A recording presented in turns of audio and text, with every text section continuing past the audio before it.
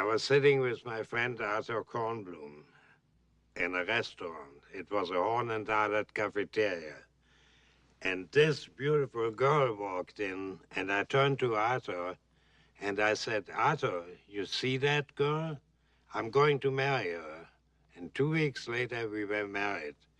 And it's over 50 years later, and we're still married.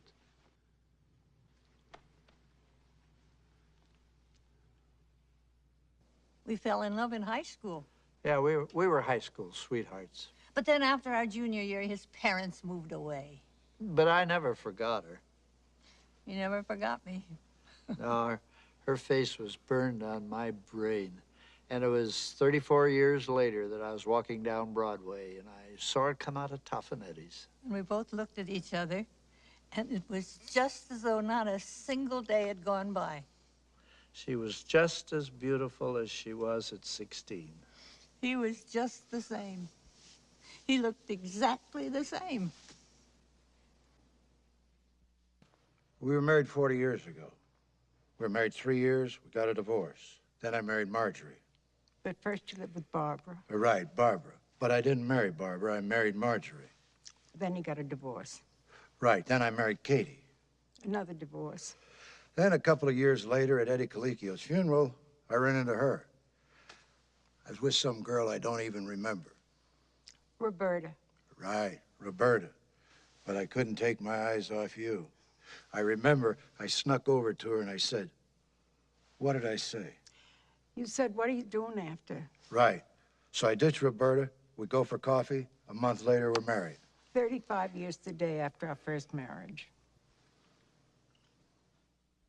We were both born in the same in hospital. 1921. 7 days apart. In the same hospital. We both grew up We one both block lived away in from each tenements. other on the Lower East Side. On Delancey Street.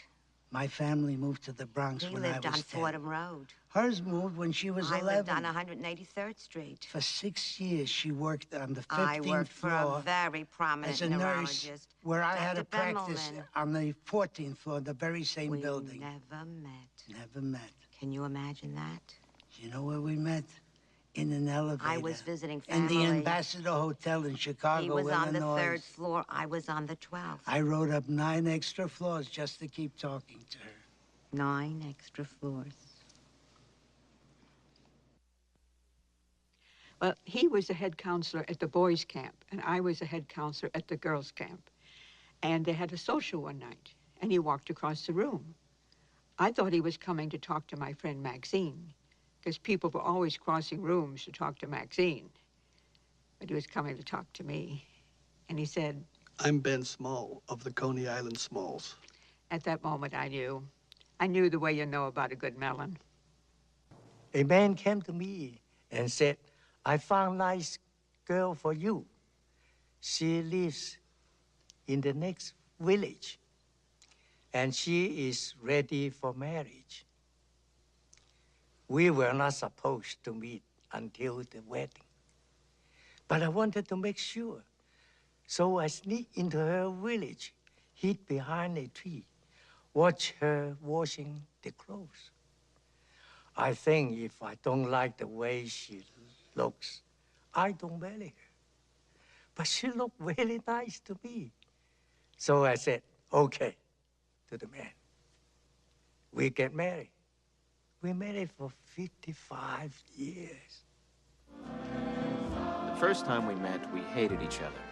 No, you didn't hate me. I hated you. The second time we met, you didn't even remember me. I did too. I remembered you. The third time we met, we became friends. We were friends for a long time. And then we weren't. And then we fell in love. 3 months later, we got married.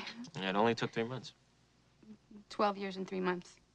We had a really wonderful wedding. It really was a It was beautiful great. We had wedding. this enormous coconut cake. Huge coconut cake with the tears, and there was this very rich chocolate sauce on the side. Right. Because not everybody likes it on the cake because it makes it very soggy. Particularly the coconut soaks up a lot of that stuff, so it's important to keep it on the side. Right.